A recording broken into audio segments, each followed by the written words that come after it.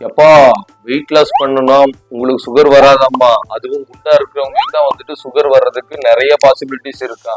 நீ நார்மல் வெயிட்டை விட உனக்கு அதிகமான வெயிட் இருந்துச்சு அப்படின்னா உனக்கு டயபெட்டிஸ் பேஷண்டா நீ மாறுறதுக்கு நிறைய பாசிபிலிட்டிஸ் இருக்கா.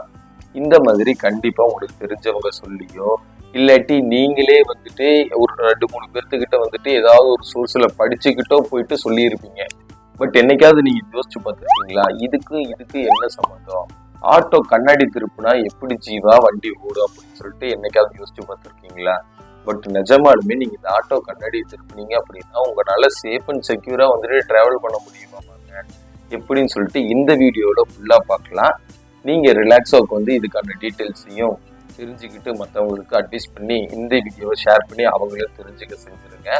நான் உங்க ட்ரக்கிஸ் ஜிபி எனர்ஜி மெடிக்கல் சென்டர்ல இருந்து உங்களோட ஹெல்த் பத்தி ஏதாவது ஒரு கான்சியஸ் இருக்கு இல்லாட்டி என்னோட லைஃப் ஸ்டைல நான் ஹெல்த்தியா மாத்தணும் இந்த மாதிரி ஏதாவது ஒரு ஐடியா இருந்துச்சு அப்படின்னா இந்த சேனல் உங்களோட லிஸ்ட்ல ஆட் பண்ணிக்கோங்க.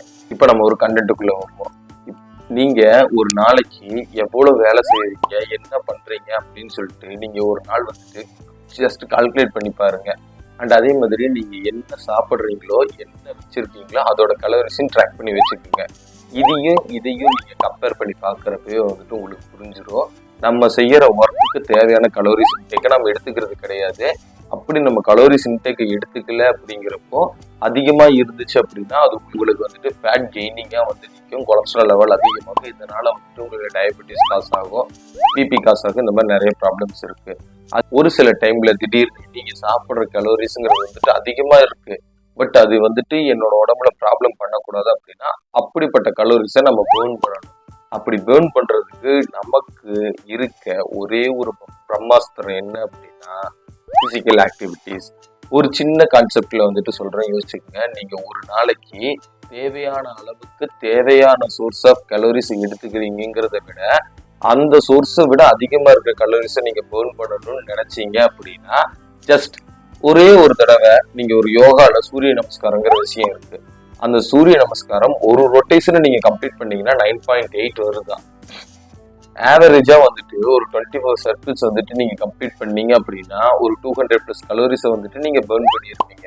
அப்படிப்பட்ட ஒரு கலோரிஸை வந்துட்டு நீங்க ஈஸியா பேர்ன் பண்ண முடியுமா அப்படின்னு சொல்லிட்டு நீங்க ரொம்ப இடத்துல வந்துட்டு யோசிச்சுக்கிட்டு இருந்திருப்பீங்க.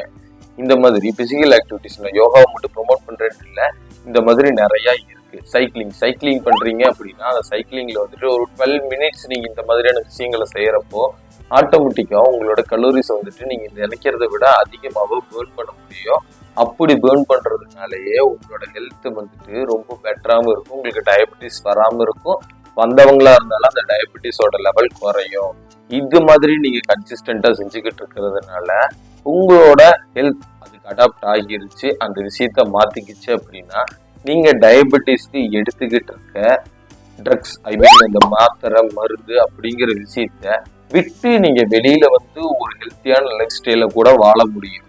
ஆமாங்க, இது நான் வந்துட்டு வெறும் பொய்யா சொல்லல, நீங்களே யோசிச்சு பாருங்க. இப்படிப்பட்ட ஒரு லைஃப் ஸ்டைல் வந்துட்டு நம்ம கண் முன்னாடியே இருந்து நம்ம வாழணும்னு நினைக்கிறோங்கிறத அதை விட்டுட்டு அதை பதிலா நம்ம நிறைய இடத்துல வந்துட்டு சோம்பேறித்தனத்தினாலையும் சுறுசுறுப்பு இல்லாததுனாலையுமே இந்த மாதிரியான பிரச்சனைக்குள்ள நம்மளே தள்ளிக்கிட்டு இருக்கோம். அப்படி இருக்கக்கூடாதுன்னு நினைச்சீங்கன்னு வச்சுக்கங்களேன், தயவு செஞ்சு கொஞ்சம் பிசிக்கல் ஆக்டிவிட்டிஸே செய்யுங்க. இப்போ நீங்க டயபெட்டிஸ் பேஷண்டா இருந்தாலும் பிசிக்கல் ஆக்டிவிட்டிஸ் செய்யலாம். அதே சமயத்துல நான் ஃப்ரெஷர் எனக்கு இந்த மாதிரியான ப்ராப்ளம் எல்லாம் வரக்கூடாதுன்னு நினைச்சீங்கன்னாலும் பிசிக்கல் ஆக்டிவிட்டிஸ் செய்யலாம்.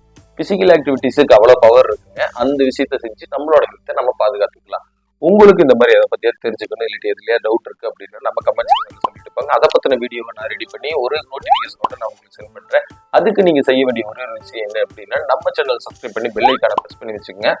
நாளைக்கு இதே மாதிரி ஒரு இன்ட்ரெஸ்டிங்கான கண்டென்ட்டோட நான் வந்து உங்களை மீட் பண்றேன். அது இன்ட்ரெஸ்டிங்கா இல்லைனாலும் நம்மளுக்கு ரொம்ப யூஸ்ஃபுல்லா இருந்தாலும் உங்களுக்கு ஓகே நான் சொல்லி நினைக்கிறேன். And your health determines your energy. Stay healthy and stay happy.